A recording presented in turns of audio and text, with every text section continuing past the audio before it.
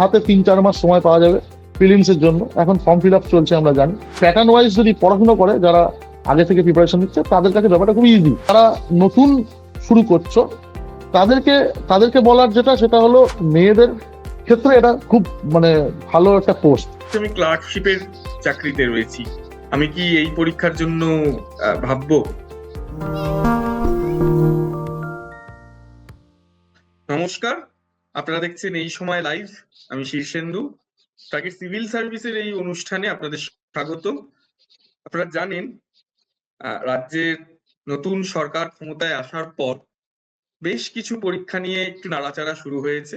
একটু নয়, ভালোই বলা যায়। তার কারণ বহু প্রতীক্ষিত WBCS 2024 তার পরীক্ষার দিনক্ষণ জানিয়ে দেওয়া হয়েছে। পিএসসি মিসলেনিয়াস সেই পরীক্ষার ফর্ম ফিল আপও শুরু হয়ে গিয়েছে। এই পরীক্ষা বা নিয়োগ সংক্রান্ত বেশ কিছু বিষয় আস্তে আস্তে বা সম্ভাবনা তৈরি হচ্ছে বলে বলা যায়।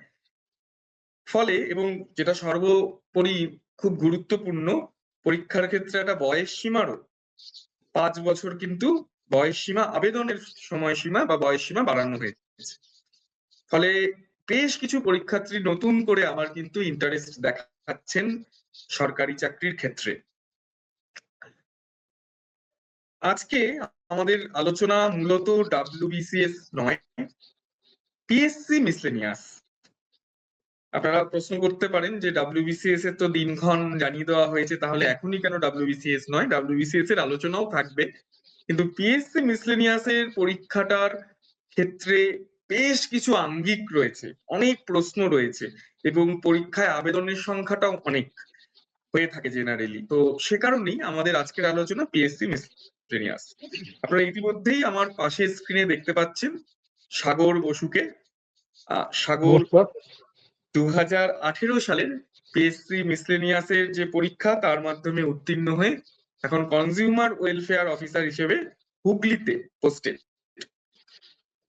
এই চাকরিটার মজা হচ্ছে, এই চাকরিতে বেশ কিছু ক্যাটাগরির চাকরি রয়েছে। গ্রুপ, বেশিরভাগই বা প্রত্যেকটি চাকরি গ্রুপ বি অফিসারের সমতুল্য। আবার এই চাকরির কিছু খারাপ দিকও আছে, আমার মনে হয় সেটাও সাগর স্বীকার করবে। তো সেই সব নিয়ে আলোচনা আজকের আমাদের এই পর্বে। আর একটুও দেরি করব না, চলে আসবো মূল আলোচনায়। প্রথম সাগরের থেকে যেটা জানতে চাইবো, কাদের পিএসসি মিসলেনিয়াস পরীক্ষায় বসাই উচিত নয় বা এই চাকরিটা নিয়ে ভাবা উচিত নয়, অন্তত এই মুহূর্তে? তাদের বসাই উচিত নয়। হুম আমার মনে হয় এখন বর্তমান সময়ে দাঁড়িয়ে হুম সরকারি চাকরি পাওয়াটা, সরকারি চাকরিতে জয়েন করাটা একটা বিশাল চ্যালেঞ্জ হয়ে দাঁড়িয়েছে। তো বসা উচিত নয় কার, আমি সেটা বলতে পারবো না। যারা চায় না যে সরকারি চাকরি করতে, তাদের ক্ষেত্রে ঠিক আছে, তাদের উচিত নয় বসা। আহ এছাড়া যারা চাকরির জন্য পড়াশোনা করছে বা কম্পিটিটিভ লাইনে অনেকদিন ধরে পড়াশোনা করছে, হুম তাদের সবার জন্যই মিসলেনিয়াস ঠিকঠাকই। WBCS এর পরে গ্রুপ বি অফিসার বলতে যেটা হয়, সেটা মিসলেনিয়াস এর মাধ্যমে নেয়। সেহেতু ঠিকঠাকই। মানে বসা কাদের মানে, জন্য নয় সেটা আমি বলতে পারবো না। হুম। হ্যাঁ, আমি এই হ্যাঁ, প্রশ্নটা একটা কারণেই করেছিলাম, বা বলতে পারেন আমার ভাবনাটা কেন এলো। অনেক হ্যাঁ, ক্ষেত্রে অনেকের ক্রাইটেরিয়াই থাকে, আমি দূরে কোথাও পোস্টিং এ যাব না, আমি একদম আমার হোম টাউন ছাড়া কোথাও যাব না। আপনি নিশ্চয়ই মানবেন বা আপনি তো আরো ভালো বলতে পারবেন যে এই চাকরির যা ক্যাটাগরি রয়েছে, ছেলে এবং মেয়ে নির্বিশেষে আমরা যদি ভাবিও, দুক্ষেত্রেই কিন্তু পোস্টিং একটা বিষয়। একটা। ফলে হুম। সেই কোনো জায়গায় সেই জায়গাটায় যদি কারোর একদম পরিষ্কার থাকে যে আমার এটা হলে সমস্যা, তাদের ক্ষেত্রে এই চাকরিটা সত্যি একটু ভাবার মতন জায়গায় রয়েছে বলে আমার হ্যাঁ, অন্তত মনে একদম। হয়। হ্যাঁ, বেশ, ট্রান্সফার নিয়ে যাদের ইস্যু আছে, তাদের স্কুল টিচারের জন্য বসাই ভালো।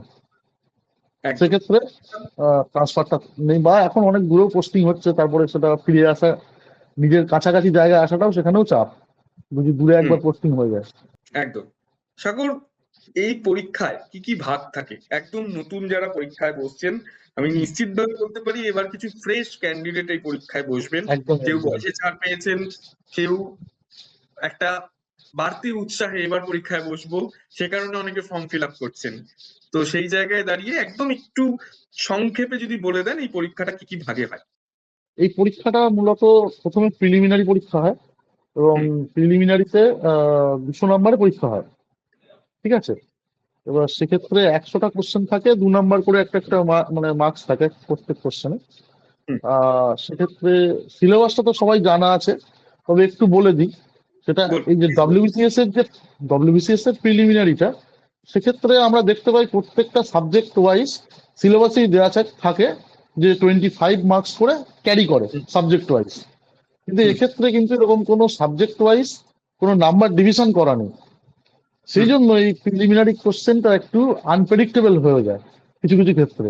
কারণ হুম, সিলেবাসটাতে বাধা নেই যে ইতিহাস থেকে 25টা থাকবে, জিওগ্রাফি থেকে 25টা থাকবে, এরকম কোনো বাধা ধরা নাম্বার ডিভিশন করা নেই। ঠিক আছে, সেই জন্য একটু কোশ্চেনটা আনপ্রেডিক্টেবল হয়, এক এক বছর এক এক রকমের হয়। ঠিক আছে, তবে হুম, এক্ষেত্রে বেশি গুরুত্ব পায় যেটা, সেটা হলো জেনারেল সায়েন্স, যেটা মানে মাধ্যমিক স্ট্যান্ডার্ড যে সায়েন্স। ঠিক আছে, বেসিক সায়েন্স বলতে ফিজিক্যাল সায়েন্স আর হচ্ছে লাইফ সায়েন্স, যেগুলো আমরা মাধ্যমিকে পড়েছি, তার হুম, মানে একদম এলিমেন্টারি সায়েন্সটা মানে খুবই গুরুত্বপূর্ণ। মোটামুটি 20 থেকে 25টা কোশ্চেন থাকে। আর ট্র্যাডিশনাল জিকে বলতে মানে 4টে সেক্টর আমি বলবো, এইগুলো খুব ইম্পর্টেন্ট, 4টে ফিল্ড ট্র্যাডিশনাল জিকের মধ্যে। একটা হচ্ছে মিউজিক, ঠিক আছে, ইনক্লুডিং মানে আমাদের বাংলাকে গুরুত্ব দিয়ে। ঠিক আছে, হুম, মিউজিক, ফিল্ম, আর লিটারেচার, ওকে, আর স্পোর্টস। এই 4টে জায়গা থেকে কিন্তু জিকে কোশ্চেন গুলো বেশি আসে এখানে। এছাড়াও এনভায়রনমেন্ট রিলেটেড, ক্লাইমেট রিলেটেড যদি মানে যে জিকে গুলো আছে, ধরুন বিভিন্ন অ্যাব্রিভিয়েশন ফর্ম আসে। ঠিক আছে, কোনো ক্লাইমেট যে সামিট গুলো হয়, সেগুলো কবে কোথায় হয়েছিল, এই ধরনের জিকে গুলো বেশি আসে। তো ওটার একটা ওয়েটেজ বেশি থাকে। আর ম্যাথ মোটামুটি 20 থেকে 25টা ম্যাথ থাকে, খুবই সহজ, মানে পাটিগণিত যাকে বলে, অ্যারিথমেটিক, সেটা হুম, 20 থেকে 25টা থাকে। ট্র্যাডিশনাল জিকে, ম্যাথ আর সায়েন্স, এই তিনটে যারা হুম, স্ট্রং করতে পারবে তারা প্রিলিমিনারিতে পাস করার মানে সম্ভাবনা তাদের বেশি আর কি, প্রিলিমস এর বেশ। ক্ষেত্রে। হ্যাঁ, নেক্সট। নেক্সট যে স্টেপসটা আসছে, ওটা পাস করলে, উত্তীর্ণ হলে, তারপরে পরীক্ষা হয় মেন্স। এবার হুম, ডাব্লিউবিসিএস এর ক্ষেত্রে আমরা দেখেছি মেন্সটা 4 দিন বা 5 দিন ধরে হয়, এক হুম, এক দিনে দুটো করে পেপার থাকে। কিন্তু এক্ষেত্রে একটা মজার বিষয়, মেন্সে টোটাল 450 নাম্বার থাকে। 150 নাম্বারের বেঙ্গলি বা রিজিওনাল পেপার যেগুলো আছে, যে যে ল্যাঙ্গুয়েজ নেবে, মানে ফার্স্ট ল্যাঙ্গুয়েজ পেপার, অর্থাৎ বেঙ্গলিও হতে পারে, কারোর সাঁওতালিও হতে পারে, এরকম। আর সেটাতে থাকে 150 মার্কস। আর তারপর থাকে ইংলিশে থাকে 150 মার্কস। এবং ম্যাথ এবং জিকে বা জিএস, জেনারেল স্টাডিজ, দুটো মিলে থাকে হচ্ছে রেস্ট, যেটা 150 মার্কস। টোটাল 450 নাম্বারে পরীক্ষা হয়, কিন্তু একই দিনে পরীক্ষা হয়, একদিনে। ঠিক আছে, হুম, হুম, তো ফার্স্ট ল্যাঙ্গুয়েজের ক্ষেত্রে, অর্থাৎ বাংলার ক্ষেত্রে, বাংলায় ধরে নিচ্ছে এক্ষেত্রে, 30 নাম্বারের থাকে গ্রামার, আর 120 নাম্বারে আমাদের রাইটিং স্কিল থাকে। রাইটিং স্কিলের মধ্যে ট্রান্সলেশন থাকে দুটো, অর্থাৎ বঙ্গানুবাদ দুটো থাকে। হুম, আর একটা প্রতিবেদন বা নিউজ পেপার রিপোর্ট যেটাকে বলে, সেটা থাকে একটা। হুম, আর একটা থাকে প্রেসি, ইংরেজিতে প্রেসি বলে, বাংলাতে বলে সারাংশ বা সারমর্ম, এটা একটা থাকে। তাহলে এইগুলো হুম, 40 মার্কস ক্যারি করে, 3 4 12, মানে 120। আর 30 নাম্বারে গ্রামার। ঠিক আছে, যেটা আমাদের ওই আমি যেটা ফলো করেছিলাম মেন্সের ক্ষেত্রে, প্রিভিয়াস ইয়ারের টেস্ট পেপার যেগুলো আমরা মাধ্যমিকে করতাম, একটা টেস্ট পেপার জোগাড় করে তার থেকে যে গ্রামার গুলো আছে সেগুলো করলেই মানে more than enough, both Bangla এবং ইংলিশ দুটো ক্ষেত্রেই। আর বেশ। ম্যাথ যেটা থাকে, হুম, ম্যাথটা থাকে ডেসক্রিপটিভ ম্যাথ, মানে আমরা যেভাবে মাধ্যমিকে করে এসেছি, এমসিকিউ নয়। ফিলিংসটা কিন্তু পুরোটাই এমসিকিউ, যেটা আমি বলতে ভুলে একদম। গেছিলাম। মেন্সের ক্ষেত্রে পুরোটাই কিন্তু ডেসক্রিপটিভ। ওকে, যেমন হুম, মাধ্যমিক আমরা লিখেছি, এখানে ম্যাথ এবং রিজনিং দুটোই কিন্তু লিখে লিখে করতে হবে। স্টেপ হুম, জাম্প করলে নাম্বার কাটবে, এটা মাথায় রাখতে হবে। যেমন ভাবে মাধ্যমিক আমরা করেছি, ধরা যাক, প্রশ্নানুসারে ইত্যাদি লিখে লিখে হুম, ইলাবোরেটলি করতে হবে। স্টেপ হুম, জাম্প যদি আমরা করি, সেক্ষেত্রে কিন্তু এখানে নাম্বার ডিডাক্ট হওয়ার চান্স আছে। ঠিক আছে, তো 50 মার্কস ম্যাথে থাকে। আর জেনারেল স্টাডিজে থাকে হচ্ছে 100 মার্কস। এবং জেনারেল স্টাডিজটা যদি আমরা প্রিভিয়াস ইয়ার কোশ্চেন ফলো করি, দেখতে পাবো অনেকটা ইউপিএসসি ধাঁচের কোশ্চেন হয়। মানে ইউপিএসসি জেনারেল স্টাডিজে যেমন ধরনের কোশ্চেন আছে, এখানে কিন্তু সেই ধরনের কোশ্চেন বেশি ফলো করা হয়। ঠিক আছে, বিভিন্ন রকম ইন্টারন্যাশনাল ইস্যুস, ন্যাশনাল ইস্যুস তো আছেই। ঠিক আছে, কনস্টিটিউশনাল যদি কোনো আমাদের কোনো অ্যামেন্ডমেন্ট বা কিছু গুরুত্বপূর্ণ কিছু হয়ে থাকে, ইকোনমির ক্ষেত্রে যদি কিছু ল্যান্ডমার্ক কিছু হয়ে থাকে, এইগুলো কিন্তু বেশি গুরুত্ব পায়। তো পরবর্তীকালে যদি আমরা কখনো মেন্স নিয়ে আলোচনা করি, তখন এটা আরো ইলাবোরেটলি আলোচনা করা যাবে। আর হুম, নেক্সট যে স্টেপটা থাকে, এরপরে যারা মেন্সে পাস করে তাদেরকে ইন্টারভিউতে ডাকা হয়। এবং ইন্টারভিউ বলা যায় না, personality test. Personality test. Interview ব্যাপারটা আলাদা, এখানে পার্সোনালিটি দেখা হয় পুরোপুরি। ঠিক আছে, হুম, তো তো ইন্টারভিউর একটা গল্প আছে আমারটা, সেটাও পরে করা যাবে, যখন মেন্স নিয়ে সবাই পড়াশোনা করবে তখন একদিন করা যাবে। বেশ। ঠিক এবার আছে। একটা জিনিসে যদি সাগর চলে আসি, একদম এই সূত্র ধরি, যারা একদম হ্যাঁ। দুটো দুটো ভাগে, সংক্ষেপে আপনি একটু বলে দেবেন আমাদের, যারা হুম, প্রথমবার পরীক্ষায় বসছে, এই পরীক্ষা একদম। খুব বেশি প্রিপারেশন নেই আপাতত, মানে এই মুহূর্ত থেকে তাদের কি করা উচিত? যারা ডাব্লিউবিসিএস সহ অন্যান্য ক্লার্কশিপ, ডাব্লিউবিসিএস, মিসলেনিয়াস পরীক্ষায় বসেন বছর বছর, বা বসতেন, অনেকদিন তো পরীক্ষা হয়নি, তো তাদের ক্ষেত্রে কি করা উচিত? দুটো ভাগে একটু যদি বলেন।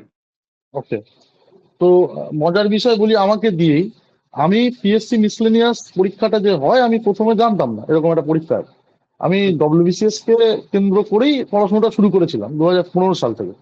হুম, তো 15, 16, 17 3 বছর ডব্লিউবিসিএস দেওয়ার পর আমি 17 সালে গিয়ে প্রিলিমসটা পাস করে মেন্স দিই। হুম। তারপরে আমি মিসলেনিয়াস পরীক্ষা কি হয় সেটা শুনলাম, কারণ ততদিন আমি মিসলেনিয়াস পরীক্ষা পাইনি 15 সাল থেকে। তো আচ্ছা। এটাই ফার্স্ট টাইম ছিল আর কি। হুম, 17তে নোটিফিকেশন বেরোয়, 18তে পরীক্ষা হয়। আহ, তো এটাই প্রথম দিয়েছিলাম এবং প্রথম পেয়ে গেছি। এদিকে আমি জানতাম না এটা এই যে একটা পরীক্ষা হয়। তাহলে হুম, যারা ডব্লিউবিসিএস এর জন্য পড়াশোনা করছে বা অন্যান্য কম্পিটিটিভ এক্সামের জন্য পড়াশোনা করছে, তাদের কাছে তারা মিসলিনিয়াস এর জন্য তৈরি আছে। শুধু হুম, একটু প্রিভিয়াস ইয়ার কোশ্চেন গুলোকে ফলো করে, এখনো হাতে 3-4 মাস সময় পাওয়া যাবে প্রিলিমস এর জন্য, এখন ফর্ম ফিল আপ চলছে আমরা জানি, মিনিমাম 3 মাস তো পাওয়া যাবে। তো প্রিভিয়াস ইয়ার কোশ্চেনটা ফলো করে যে প্যাটার্নটা বুঝতে হবে, যে কি ধরনের কোশ্চেন এখানে আসে, সেই প্যাটার্ন ওয়াইজ যদি পড়াশোনা করে যারা আগে থেকে প্রিপারেশন নিচ্ছে, তাদের কাছে ব্যাপারটা খুব ইজি, সহজেই পাস করা যায়। আর হুম। 2 নাম্বার, যারা নতুন শুরু করছো, তাদেরকে তাদেরকে বলার যেটা, সেটা হলো তোমরাও first previous year question follow করো যে কোনো প্রিপারেশনের ক্ষেত্রে। সবচেয়ে মানে মোস্ট ইম্পর্টেন্ট বিষয় হচ্ছে প্রিভিয়াস ইয়ার কোশ্চেন ফলো করা। তো প্রিভিয়াস ইয়ার কোশ্চেন ফলো করে কি ধরনের কোশ্চেন আসছে, সেইভাবে নিজেদের পড়াশোনাটা এগিয়ে নিয়ে যাওয়া। এবং এক্ষেত্রে আমি প্রথমেই বললাম যে যে আহ, বিষয়গুলোকে বেশি গুরুত্ব দেয়, সেগুলোকে দিলে আশা করি সাকসেস সহজেই চলে আসবে। বেশ, সাগর, একটা প্রশ্ন অনেকের মনে আসছে, এই প্রশ্নের উত্তর আমি জানি না আপনার পক্ষে দেওয়া বা আমার পক্ষেও দেওয়া সম্ভব কিনা, তবু প্রশ্নটা রাখবো কারণ অনেকেরই প্রশ্ন। যেহেতু একটা চেঞ্জ, মানে মানে আমাদের ক্ষেত্রে বা রাজ্যে হয়েছে, সেটা পলিটিক্যাল হতে পারে, কিন্তু তার তো একটা ছাপ অ্যাডমিনিস্ট্রেটিভ ভাবেও পড়ে। সেক্ষেত্রে কি একদমই। প্রশ্নের প্যাটার্ন, ধরন বা কিছু চেঞ্জের বিষয় রয়েছে? না, আমার সেটা মনে হয় না, কারণ পিএসসি একটা কনস্টিটিউশনাল বডি, হুম, তার সাথে পলিটিক্যাল চেঞ্জের কোনো সম্পর্ক থাকা উচিত নয়। হুম, মানে আমরা যদি যারা কনস্টিটিউশন একটু পড়াশোনা করেছি, তারা জানি যে একটা কনস্টিটিউশনাল বডি সবসময় ইন্ডিপেন্ডেন্ট থাকবে।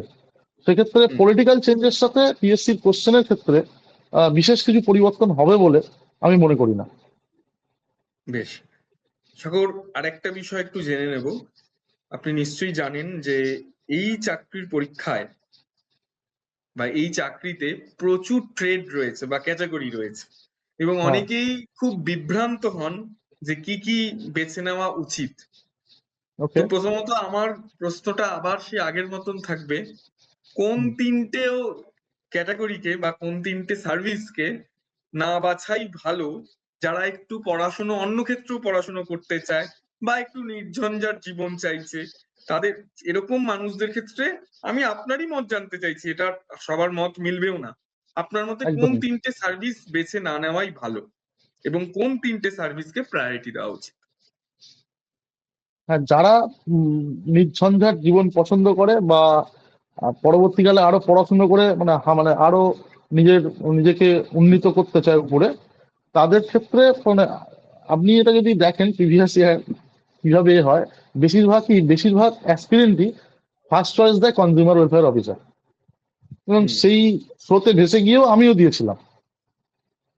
ঠিক আছে, হুম কারণ এখানে আহ, প্রথমত ডিস্ট্রিক্ট হেডকোয়ার্টারে পোস্টিং হয়, প্রত্যেক ডিস্ট্রিক্টে হেডকোয়ার্টারই অফিস আছে, তাহলে সেক্ষেত্রে ওই যে ব্লকের ঝামেলাটা থাকে না। হুম 2 নাম্বার, এটা একটা লাইন ডিপার্টমেন্ট, মানে যেটা ডিএম অফিসের সাথে খুব একটা সম্পর্ক নেই, একদম। সেই জন্য নিজের ডিপার্টমেন্টের কাজটুকু করলেই যথেষ্ট। সেহেতু কাজের চাপ খুব একটা এখানে নেই বললেই চলে। তাহলে পড়াশুনো করা এবং পলিটিক্যাল প্রেশারও নেই। ওকে, হুম মানে সেই জন্য এটা সবচেয়ে মানে যারা নির্ঝঞ্ঝাট জীবন পছন্দ করে, বিশেষ করে মেয়েদের জন্য, না আমি বলছি না যে সব মেয়ে নির্ঝঞ্ঝাট জীবন পছন্দ করে, বাট মেয়েদের ক্ষেত্রে এটা খুব মানে ভালো একটা পোস্ট, তাই কনজিউমার ওয়েলফেয়ার চাকরির অফিসার। ক্ষেত্রে তো অনেক কিছু মাথায় রাখতে হয়। তো এই আলোচনা বা হ্যাঁ, এর মধ্যে কোনো মানে ভুল নেই, আমরা এটা আলোচনাই করছি যে যেভাবে বিষয়টাকে একদম নিয়ে এগোতে পারবে, এবং সবার একদম। মনে এই প্রশ্নটা আসবেই আমি কি কি সার্ভিস চুজ করবো। এনিওয়ে, হ্যাঁ, প্রথমটা consumer welfare officer, then next আর দুটো সার্ভিস যদি আহ, বলেন। আর ব্লক ইউথ অফিসার বলে একটা আছে, ওটাও নিজের হুম মানে খুব একটা চাপের নয়, যদিও বিডিও অফিসের সাথে অ্যাটাচ থাকে, হুম তাও নিজের ইন্ডিপেন্ডেন্টলি কাজ করা যায়, সময় সুযোগও পাওয়া যায়।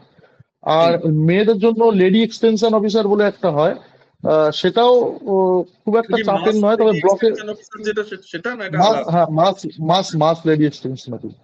হুম তো এটাতেও হয়তো হুম ব্লকে অ্যাটাচ থাকতে হয়, ইলেকশনের সময় চাপ থাকে, কিন্তু ওভারঅল ভালো, মেয়েদের জন্য ভালো। আর হুম যেগুলো নেওয়া উচিত নয়, মানে উচিত নয় না, মানে যারা ঝঞ্ঝাট পছন্দ করে না তাদের জন্য যেগুলো তারা যেটা চুজ করবে না আর কি, সেগুলো বলবো যে প্রথমত কন্ট্রোলার অফ কারেকশনাল সার্ভিস, মানে কারেকশনাল হোম, যেটা হুম জেলার বলতো আগে, হুম সেটাকে এখন কন্ট্রোলার বলা হয়। কন্ট্রোলারের নিয়োগটাও এইটার মাধ্যমে হয় আর কি, এই মিসলিনিয়াস পরীক্ষার মাধ্যমে। তো controller okay. Of correctional home এটা খুব চাপের, কারণ ছুটি নেই, পুজোর সময়ও ছুটি একদম। পাওয়া যায় না, বা কোনো ফেস্টিভ্যালে ছুটি পাওয়া যায় না। এবং এছাড়া আমাদের রাজ্যের অনেক চাপ, সংস্থাগুলোতে এমনি লোক কম, ফলে কাজের এমনি প্রেশার লোক আরো কম, বেশি। কাজের প্রেশার বেশি, আউট অফ স্টেশন হওয়া যায় না, সবচেয়ে বড় কথা। হ্যাঁ। সেকেন্ড আর দুটো। 2 নাম্বার, যেটা বলবো, রেভিনিউ ইন্সপেক্টর বলে একটা পোস্ট হয়, হুম যেটা ল্যান্ডে আর কি, ফিল্ডে গিয়ে কাজ করতে বিএলআর হয়, অফিসে বসেন যারা। বিএলআর অফিসে। হ্যাঁ, মানে মূলত তাদের কাজ হলো ইন্সপেকশন করা। ঠিক আছে, হুম ইন্সপেক্টর যেহেতু, মানে কোনো ল্যান্ড ডিসপিউট হলে বা কিছু হলে সেখানে গিয়ে ইন্সপেকশন করতে হয়। তো হুম সেক্ষেত্রে একটা পলিটিক্যাল চাপ থাকে, অনেক চাপ থাকে, এটাও একটা হ্যাজার্ডাস পোস্ট বলবো। আর 3 নাম্বার, এক্ষেত্রে এক্সাইজের অনেক সময় নেয় ইন্সপেক্টর, হুম আমাদের সময় ছিল না, বাট পরের বছর নিয়েছে, ওটাও একটু চাপের, জাস্ট লাইক হুম পুলিশ আর কি, মানে ওই হ্যাজার্ডটা থাকে আর কি। এই তিনটে আমি বলবো যারা ঝঞ্ঝাট পছন্দ করে না তাদেরকে মানে পছন্দ না করতে। এছাড়াও একটা আছে এপিও, অ্যাসিস্ট্যান্ট প্রোগ্রামিং অফিসার, হুম যেটা বিডিও অফিসে just next to joint BDO হিসেবে কাজ করে, তাদের ভীষণ চাপ থাকে, ওয়ার্কলোড থাকে বেশি। ঠিক হুম আছে, এটাও সার্ভিস তো আরো তাদেরকে রয়েছে, অ্যাভয়েড এপিও করতে। রয়েছে, বিডাব্লিউ হুম। আছে, বিসিডাব্লিউ আছে, এবং মানে না, এই প্রত্যেকটাই। চারটে আমি বলবো যে করতে আর কি, যারা এত ঝঞ্ঝাট পছন্দ করে না তাদেরকে এই চারটে অ্যাভয়েড করতে বলবো। যদিও সেটা পরবর্তীকালে আমাদের লাস্টে ইন্টারভিউতে গিয়ে প্রেফারেন্সটা দিতে হয়, যেদিন হুম ইন্টারভিউ হয় সেই দিন আমাদেরকে প্রেফারেন্সটা দিতে হয়, ইন্টারভিউতে হুম জাস্ট ঢোকার আগে, যে আমি ফার্স্ট কোনটা দিচ্ছি, সেকেন্ড কোনটা দিচ্ছি, কিন্তু এটা এটার পরের উপরে ব্যাপার অনেক অনেক। অনেক কিছু নির্ভর করে। যাই হোক, একদম একদম। হুম। এই পরীক্ষায় পিএসসি মিসলেনিয়াস পাশ করতে গেলে বেস্ট তিনটে নিয়ম বা তিনটে ট্রিক্স বা তিনটে সাজেশন আপনার, যে এই তিনটে নিয়ম আপনাকে মানতেই হবে, একটু যদি বলেন। মানে প্রিলিমস এর ক্ষেত্রে না, প্রিলিমস এর ওভারঅল? ক্ষেত্রে অবশ্যই আমি যেহেতু প্রিলিমস, সামনে এবং প্রিলিমস আছে। সর্বোপরি চাকরিটা পাওয়া আমার লক্ষ্য, কোন তিনটে আমাকে পয়েন্ট মাথায় নিয়ে এই চাকরির ফর্ম ফিল আপ আমি করব। প্রথমত সিরিয়াস হতে হবে নিজের সময়, কারণ এখানে তো কারোর সাথে কম্পিটিশন নেই, মানে হুম নিজের সাথে নিজের কম্পিটিশন। আমাদের যে কোনো কিছু পাস করতে হবে, আমরা যেমন একাডেমিক্সে আমাদের কি হয়, আমাদের এই ক্লাসটা পাস করতে হবে বা এই কলেজে এই ইয়ারটা পাস করতে হবে, কিন্তু এখানে তো পাস করার ব্যাপার না, নিজেকে সিলেক্ট করাতে হবে। তাহলে নিজের পড়াশুনো সম্বন্ধে ততটাই মানে অনেস্ট থাকতে হবে first of all. Hmm 2 number, ওই যেটা বললাম প্রিভিয়াস ইয়ার কোশ্চেন, ফিলিমস এর ক্ষেত্রে এবং মেন্সের ক্ষেত্রে, দুটো ক্ষেত্রেই প্রিভিয়াস ইয়ার কোশ্চেন গুলোকে খুব ভালো করে স্টাডি করতে হবে এবং যে লাইনে কোশ্চেন এসছে সেই লাইনে পড়াশোনাটা করতে হবে। আমার হুম কোশ্চেন দেখা ঠিক করে দেবে আমি কোনগুলো পড়বো এবং কোনগুলো পড়বো না, সবার আগে কোনগুলো পড়বো না সেটা ঠিক করে দেবে আমি প্রিভিয়াস ইয়ার কোশ্চেনটা কত ভালো করে স্টাডি করছি, তাহলে সেটা খুব ইম্পর্টেন্ট। হুম আর 3 নম্বর, মেন্সের ক্ষেত্রে যেটা, মেন্সের জিএস পেপারের ক্ষেত্রে হুম মানে খবরের কাগজ পড়া খুব ইম্পর্টেন্ট। আমার জিএস এর ক্ষেত্রে আমি শুধু খবরের কাগজ পড়ে গেছি, এবং ইন্টারভিউর ক্ষেত্রেও মানে ইন্টারভিউটা এত ইন্টারেস্টিং, মানে পার্সোনালি টেস্টটা, এবং সেটা পেপার না পড়লে বা চোখ কান খোলা না রাখলে হবে না। সেই জন্য সবসময় নিজেকে আপ টু ডেট রাখার জন্য খবরের হুম কাগজ পড়া, ইউটিউব থেকে জিকে জিএস নিয়ে মানে দেখা এবং বিভিন্ন নিউজ চ্যানেলগুলোকে ফলো করা, এটা কিন্তু খুব জরুরি। বেশ। একটা প্রশ্ন আমাদের অনেকেই করেছেন বা অনেক সময় এই প্রশ্নটা উঠে আসছে, আমি রাজ্য সরকারের অন্য চাকরি করি, আমার কি এই পরীক্ষার জন্য বা এই পরীক্ষার ভাবা উচিত বা বসা উচিত?